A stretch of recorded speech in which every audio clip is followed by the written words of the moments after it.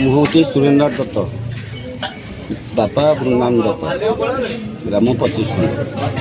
ଏଠି ଆମର ଗୋଟେ ସେ ଯେଉଁ କେତିମା ସେ ବର୍ତ୍ତମାନ ସେ ମୃତ, ସେ ଏ ଅନୁଷ୍ଠାନକୁ ଆରମ୍ଭ କରିଥିଲେ। ଆମେ ତାକୁ ସହଯୋଗ କରିଥିଲୁ। ଏଠି ହାରାହାରି 50 ଖଣ୍ଡ ମୌଜାର ଲୋକ ଏଠି ସହଯୋଗ କରନ୍ତି ବିନା ସ୍ୱାର୍ଥରେ। ଏଠି ଚାନ୍ଦା ଭେଦା ନାହିଁ, ସବୁ ଭିକ୍ଷାବୃତ୍ତିରେ ଚାଲେ। ଆଉ 22 ବର୍ଷରା ଚାଲିଛି। ଏ ବର୍ଷ ଆମେ ତ ବୟସ ହେଇଗଲାଣି, ତେଣୁକରି ନୂତନ ପିଲା ପୁଳେ ତାଙ୍କୁ ଦାୟିତ୍ୱ ଦେଇଛୁ। ସେମାନେ ଠିକ୍ ଭାବେ ଆଜି ପର୍ଯ୍ୟନ୍ତ ସୁଚାରୁ ରୂପେ ଚଲେଇଛନ୍ତି। ଆଶା ଭବିଷ୍ୟତରେ ସେମାନେ ଏ ଅନୁଷ୍ଠାନକୁ ବଞ୍ଚାଇ ରଖିବେ। ଯୋଗେଶ୍ୱର ଜାଗେଶ୍ୱର ବାଲୁଙ୍କେଶ୍ୱର ଦେବଙ୍କ 22 ବର୍ଷ, ଏ ବର୍ଷ 22 ବର୍ଷ ଚାଲିଲା। 22 ବର୍ଷ ଅବସରରେ ଏ ଅନୁଷ୍ଠାନ ଆଗେଇ ଚାଲିଛି। ବହୁ ଲୋକ ଜନସମାଗମ, ଏଠି ଅନେକ ଲୋକ କେବଳ ଏ ଇଲାକାରେ ନୁହନ୍ତି, ପ୍ରାୟ 15 କିଲୋମିଟର ଦୂର ଦୂରାନ୍ତରୁ ଲୋକମାନେ ଆସି ଏଥିରେ ସାହାଯ୍ୟ ସହଯୋଗ କରନ୍ତି ଏବଂ ସେମାନଙ୍କର ଅକୁଣ୍ଠ ସମର୍ଥନରେ ये कार्य आगे चली। तेणु ये प्रभुंकर पश्चिमा शंभु, ये जोगेश्वर जागेश्वर बालुंकेश्वर होती पश्चिमा शंभु। तेणु तांकर भक्त माने बहु उपकृत होती कौन करती ना तांकर ए वार्षिक उत्सव योगदान करती एवं सब बेले केवल ये तो अनेक जनसमागम हुए।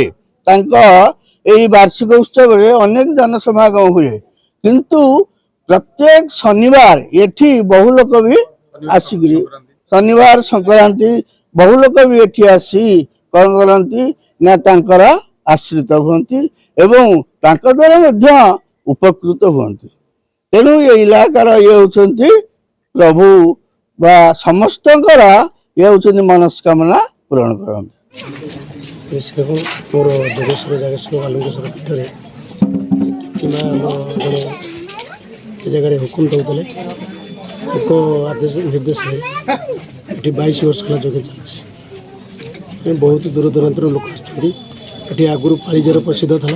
एवं सब जेकोसी रोग ब्लड कैंसर टू धरिक सब रोग ये भल आमर ये यज्ञ कार्यक्रम 5 दिन धरी चलो। 4 दिन आम यज्ञ रोचे, गोटे दिन आम एक्सट्रा रोचे भसाणी कलश यात्रा कौ जगार माने जल आने बदला शासन नीलकंठ महादेव आने बड़ 180 ऊर्ध देवेंद्र दीक्षित।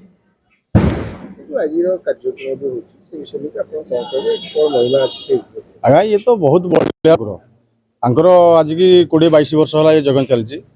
बहुत भक्त आसुँच तथापि प्राय 10-30 लोक भी आयोजन करा पाला हो दासकेटिया हो मेलोडी प्रोग्राम भी हो बहुत ठाकुर बहुत जान यात्रा भी अच्छी जागर अच्छी मकर बेढ़ा अच्छी बहुत कार्यक्रम दोल यात्रा अच्छी।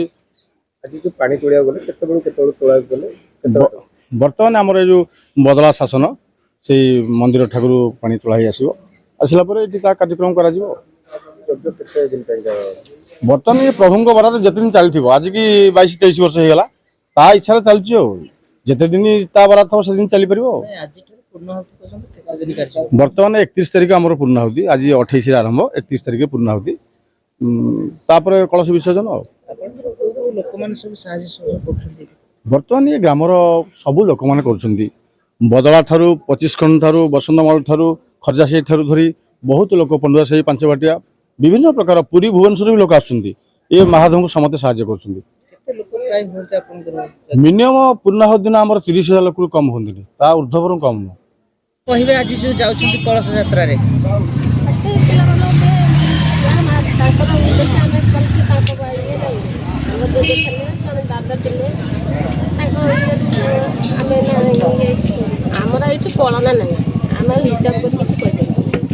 परिवार लोक समस्त आछंती आज